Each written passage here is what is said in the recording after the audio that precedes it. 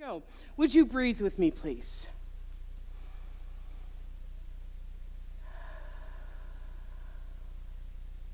And again.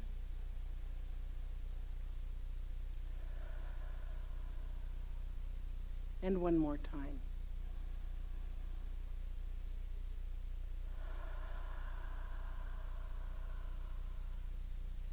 Thank you. I always like that moment. It just kind of sets the stage.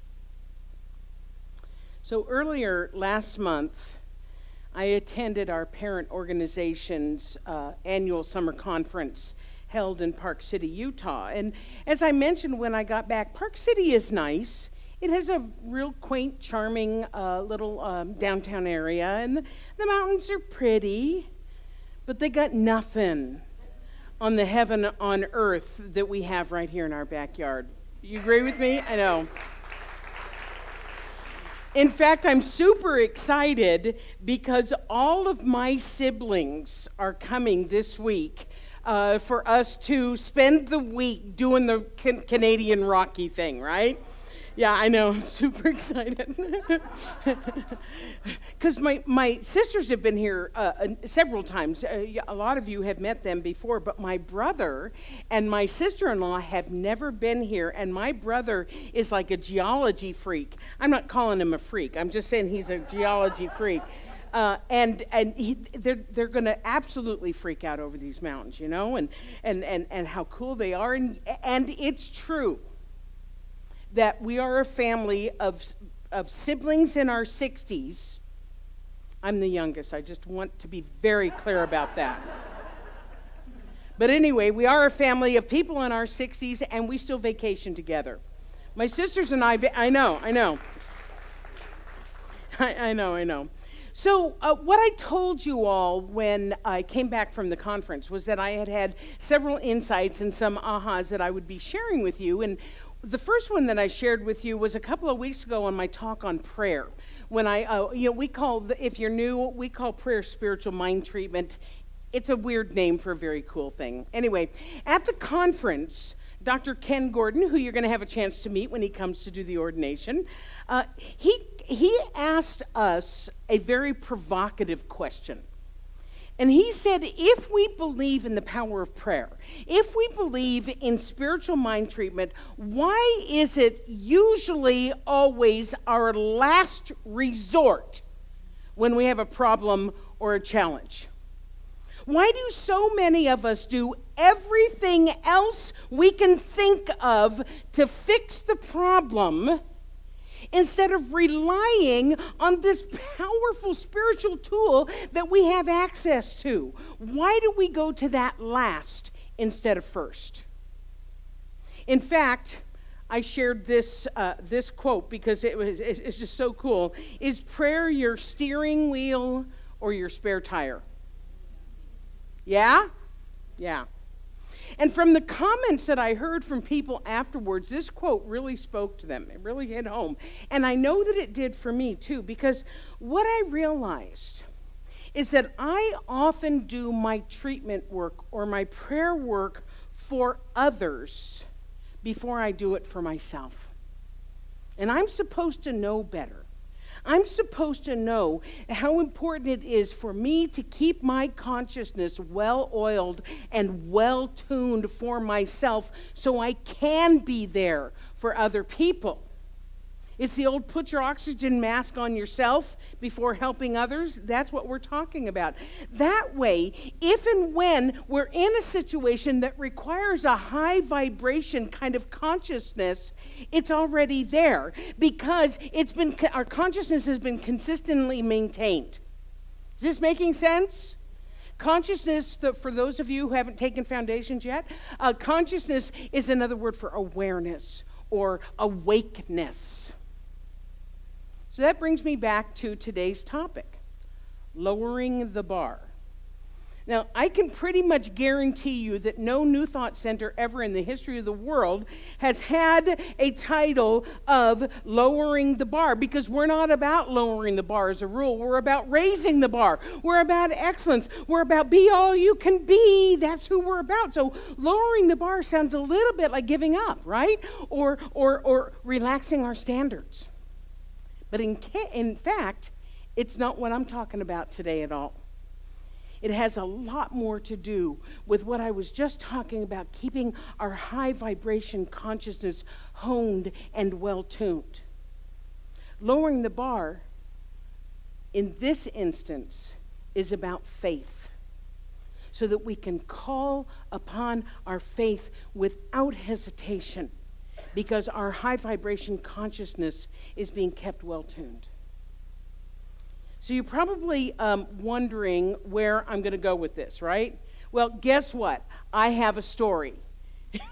It's a true story, and it happened just a couple of weeks ago. So the hotel conference center that we were staying in Park City was right across the street from a ski resort.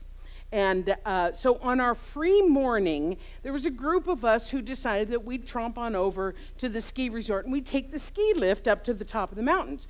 And this is what we saw. Okay, so you can see it's nice. It's not as cool as our mountains, but it's nice. But it was kind of marred by the smoke because, all of Western continent's been marred by smoke, yeah? Okay. So you guys know what a ski lift is like, right? Okay, this is a picture of one of the ski lifts. You know what that's like, right? You kind of stand in a specific spot, and the chair swings around the corner, and you just kind of sit down, right? Yeah. There's no time to hesitate. There's no time to rearrange and everything. Just boom. You're sitting in a chair, and it's taking off. Yes? Okay. So far, so good. I'm with a couple of my friends, right? And we're in the chair, and it starts to rise rather quickly, rather precipitously, except that once we got in the air and our feet are dangling, we realize that there is nothing to hold on to. Nothing to hold on to. So I'm like freaking out. The ground is going away, right? And we're rising up, and my brain can simply not comprehend that there is nothing to hold on to. So in my infinite wisdom, I take my right arm and I wrap it in and through the metal slats so it's tied up like this. Never mind the fact that if I fell out of the chair, my arm would stay attached to the ski lift because it's wrenched in this position. It just seems much safer to me than to just sit there with nothing to hold on to. In the meantime, one of my travel companions is also quietly freaking out. I'm not sure she's wrenched herself into that position, but she realizes also there's nothing to hold on to. We're in this chair and our feet are doing like there's nothing to hold on to. And so my other friend, Reverend Jane Westerkamp, she notices that we're kind of quietly panicking, right?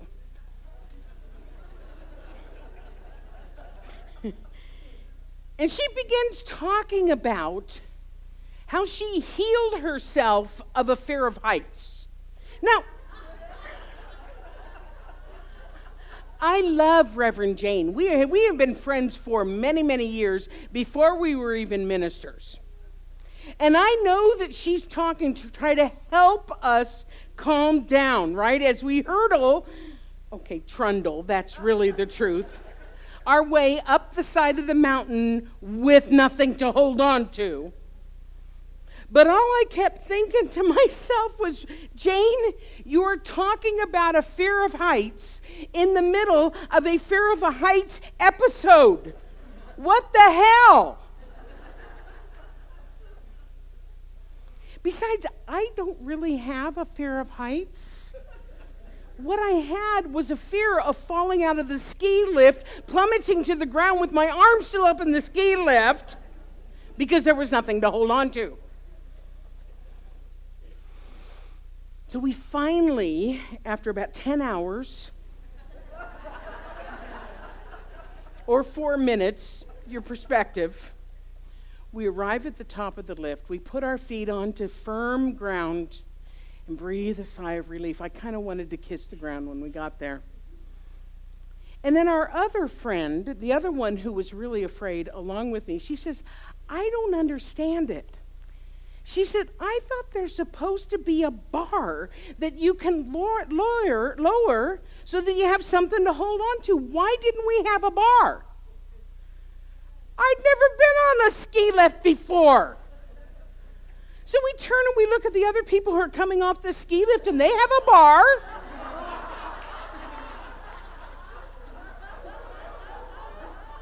And the ones behind them had a bar.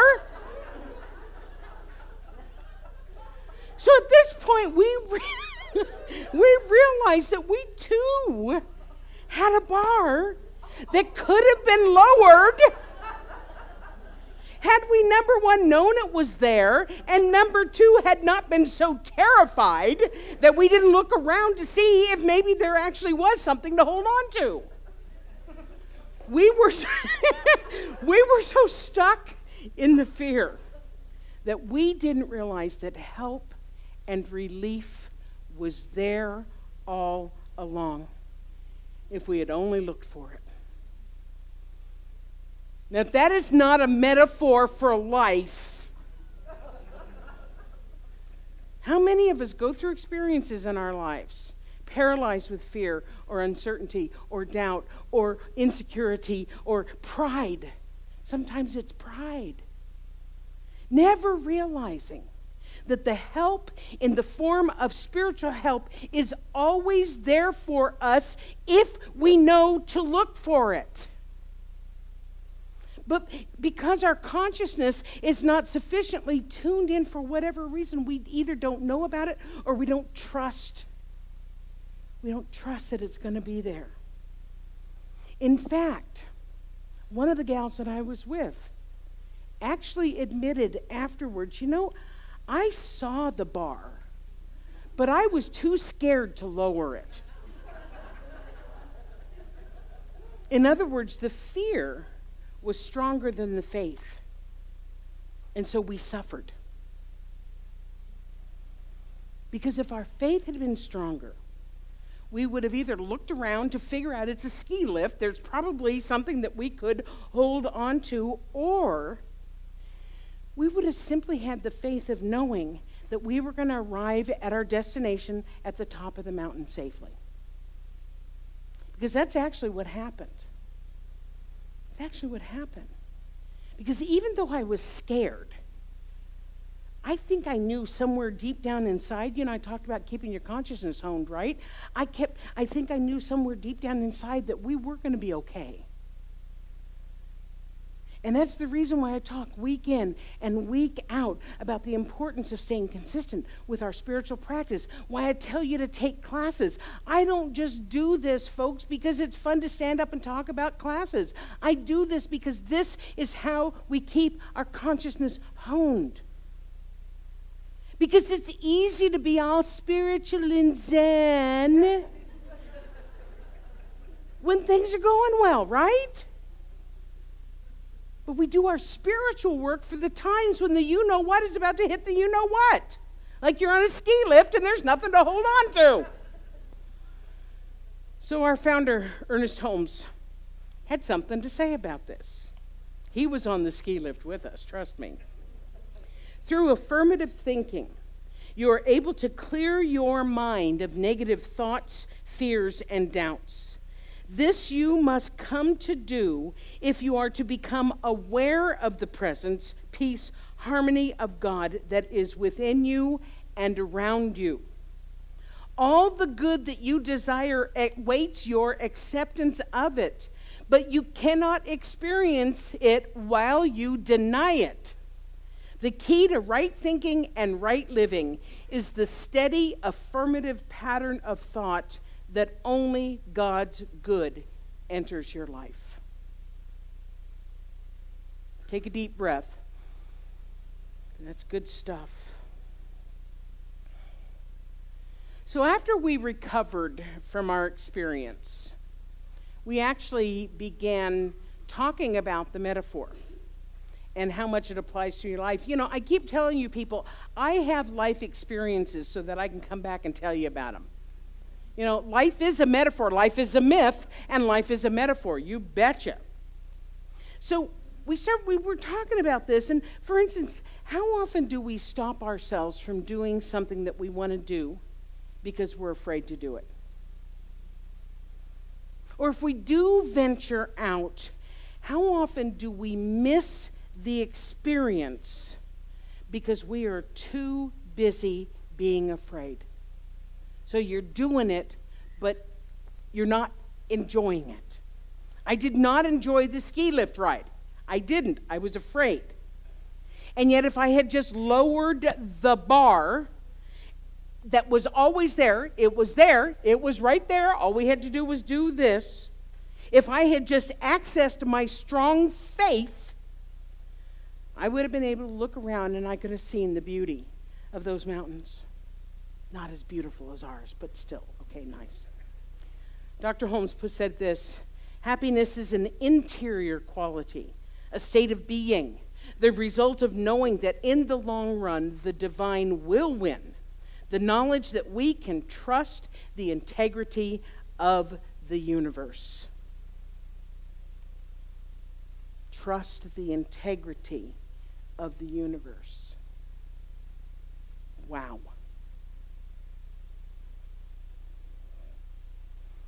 So after we roamed around the mountain a little bit, it was like 9,200 feet. So, you know, the air was pretty thin. So we didn't roam a lot. The other people were on the mountain were mountain bikers and hikers. We were neither of those. So we decided it's time to go back. By this time, we knew the safety bar was there, right? So all we had to do was lower the safety bar, and we're fine. And as a result, the trip down was great, right? We're looking at the view, we're talking about things, we're laughing, we're having fun conversation. Everything is absolutely wonderful. And that's what brings me to my final insight about this metaphor, folks.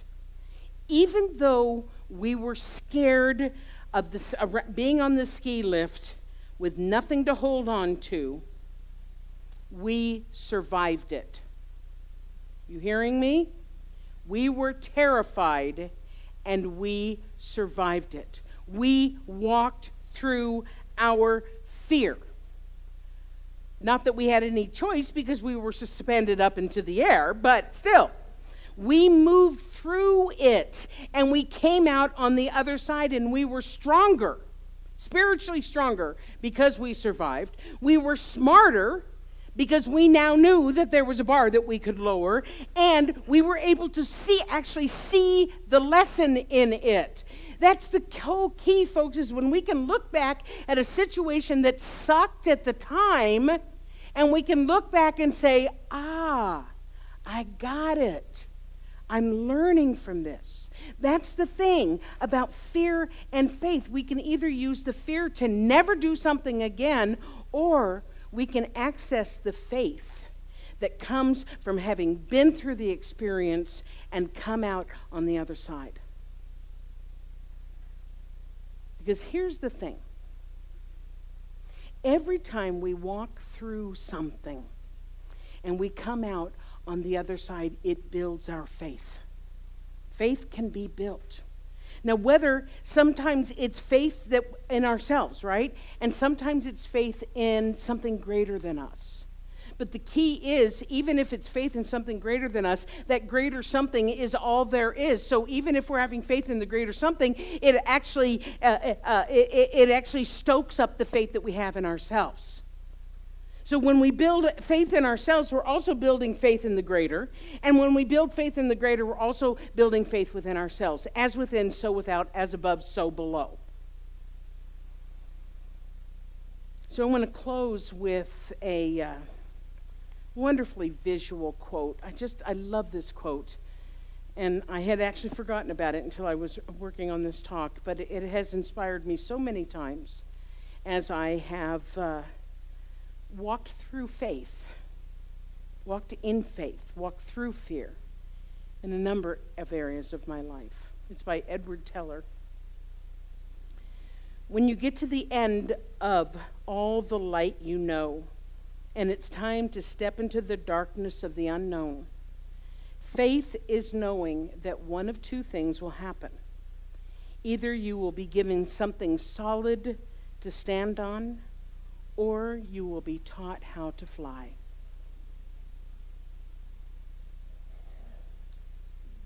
Or you'll find the safety bar and remember to lower it. I love you, and so it is.